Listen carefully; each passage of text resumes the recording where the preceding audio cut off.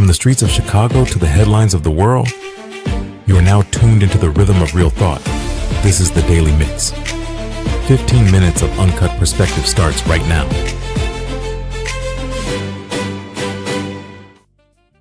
Welcome to the Daily Mix, y'all. I'm your host, Omari Jahi. And we have a heavy hitting topic for you today, but one that touches every single one of us, from the goals we set on January 1st to the promises we meant to do yesterday. Today, we're driving into a topic that usually makes people want to just change the subject. Accountability. You know, a lot of people, they can't deal with accountability, y'all. It's like, it's a subject that most of us don't even want to associate with, you know, but we like to think of ourselves as reliable. But why is it so much easier to promise something that it is actually to deliver it? You know, it's easy to promise it, but it's kind of difficult to deliver it. Why do we do that? Why does our brains treat our future version of us like a stranger who can handle all of the hard work, while we in the present version of ourselves just scroll through TikTok? Well, today we're breaking down the psychological and the psychology of this accountability gap, and why owning your actions is actually the ultimate power move. So, what is accountability? It means being responsible for your actions, decisions, and behavior, and accepting the results that come from them instead of blaming others. I think that's a real basic and understandable definition. It's the ability to say, I did this and I have to own it. Now let's give a quick example of what this accountability thing looks like. Okay, let's say a person is late to work every day, always late, every day, right? Now this is not being accountable. They say traffic is always bad. Every day traffic is bad, right? This is their excuse for being late. My alarm didn't go off. That's their excuse for being late every day. Everybody else is late too. So why are you looking at me? Everybody else be late. They blame everything except, and everybody, I should even say, except themselves. Now, accountability, people that are accountable, they say, I need to leave earlier and manage my time better. Because guess what? If you know it takes an hour for you to get from your home to your job, and you leave 30 minutes from your home and wonder why traffic is bad, that's because you left late. Right? So let's really look at this thing. You can't blame traffic, it's you. Like the accountability says, I need to leave earlier and manage my time better. Now this person, they recognize their role in the problem and put some work in to fix it. Now this is a simple breakdown of accountability, right? Admitting your mistakes, accepting consequences, making corrections, learning and growing in your understanding of things that you did wrong. Without accountability, people repeat the same behaviors because they never truly learn those life lessons. Like we were talking about last week when we was talking about reincarnation, how we keep doing this thing over and over again. It's like school because we never learn the lessons. Accountability helps us to learn these lessons. You know, when we are accountable for the things that we do wrong, like the example that we use, If a person's late for work and their excuse is traffic is bad, my alarm didn't go off, instead of I need to get up earlier. I need to leave earlier from home so that I can get here on time. That's accountability. That's learning the lesson. What is the lesson that's learned here? It's learned that if I leave 30 minutes before I'm supposed to be at work, I'm going to be late all the doggone time. If I leave an hour before, I'll be on time. I might even be a little earlier. Those are the lessons that accountability teaches us, right? But the fear of failure and judgment, at its core, accountability feels like putting your neck on the line. If I don't claim the goal, I don't have to admit I failed. Just like we was talking about being on time. If I don't admit that my job is to be on time every day, if I don't admit that to myself, then I'll have to accept the failure of not being on time because I never admitted to being on time. You see, vagueness, being vague, is a defense mechanism. By staying non-committal, we protect our egos from the sting of falling short. Now, scientists say brain scans show that when we think about our future selves, our brains light up in the same way it does when we think about a stranger. Now, what is that saying? Do we view ourselves in our future lives as we would a stranger because we never think about ourselves in the future? Let's just really think about that. When you think about yourself in the future, what are you, or do we really think about ourselves in the future? Or are we just living for today? We need to commit future you to a 5 a.m. workout. Now, let's look at this. This is what we want to commit to. Okay, a 5 a.m. workout.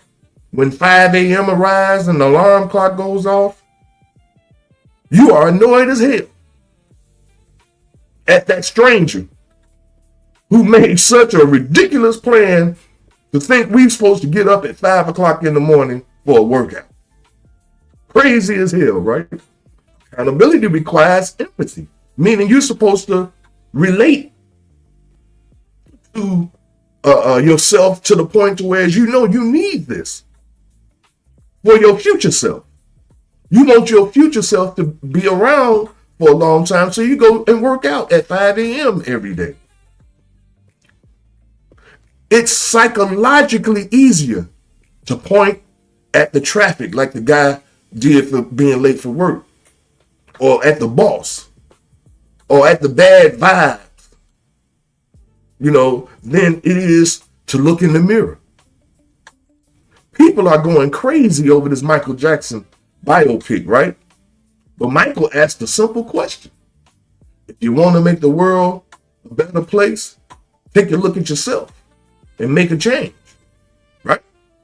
When we look at ourselves in that mirror and we don't hold ourselves accountable, we are contributing to the decline of the world we live in.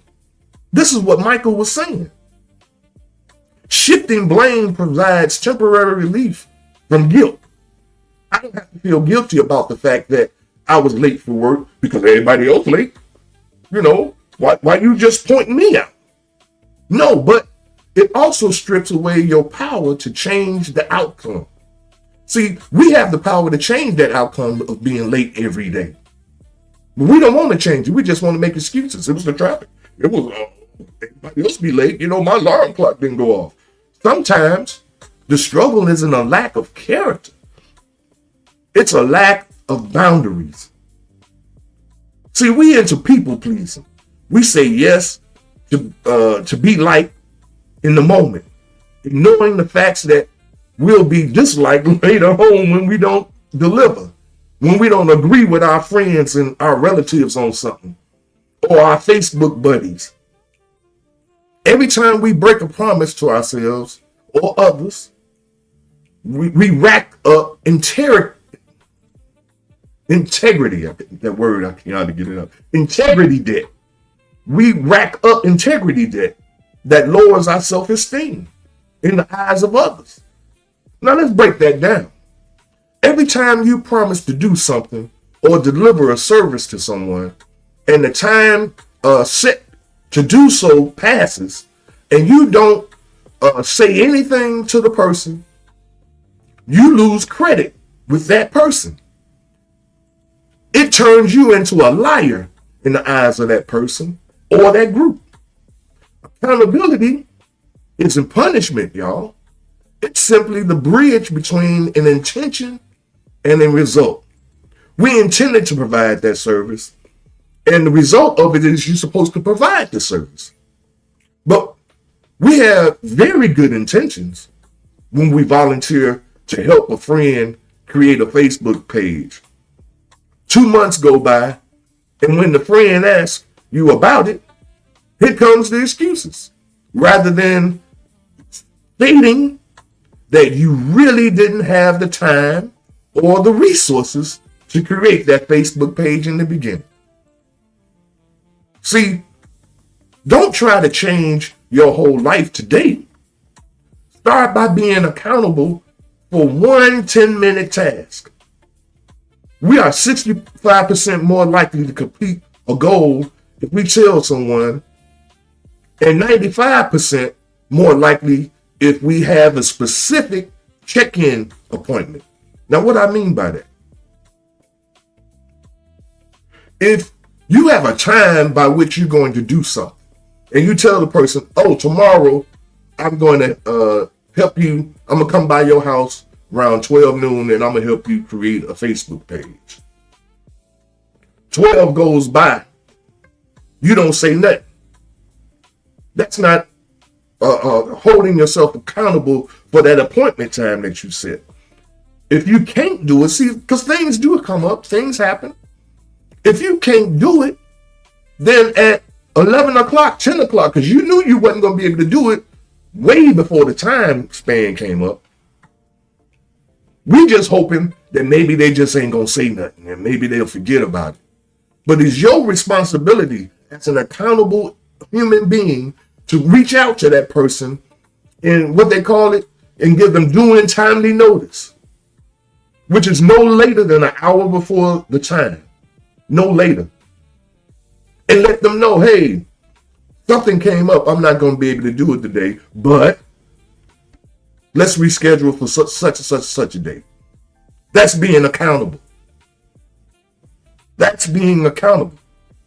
So here's my challenge to you today. Pick one thing you've been avoiding. And I'll get into this with you guys. You got to own it. Because I've been trying to be a vegan for 5-10 years. Well, not 10, maybe 5 to 6 years myself. For years, I've been trying to become a full-fledged vegan. But my love for cheese has crushed all my efforts, boy. That cheese keep getting me. And it's in so many different things. You know, if you ain't really paying attention, you don't even know that cheese is in all of this stuff, or dairy. You know, because I love eggs, right? But no excuses. Just do it and see how much better that feels than the weight of the delay. Or not allowing yourself to be accountable. Then now people looking at you all sideways when you come in the room. Here come that nigga that they'll never keep their word, you know? Well, thanks for hanging out with me today, y'all. This has been the Daily Mix. I'm your host, Omari Jahi, and I'll catch you tomorrow. Peace. Take care of your mind, take care of your health, and we'll be back in the mix tomorrow at 12 noon. Till then, peace out.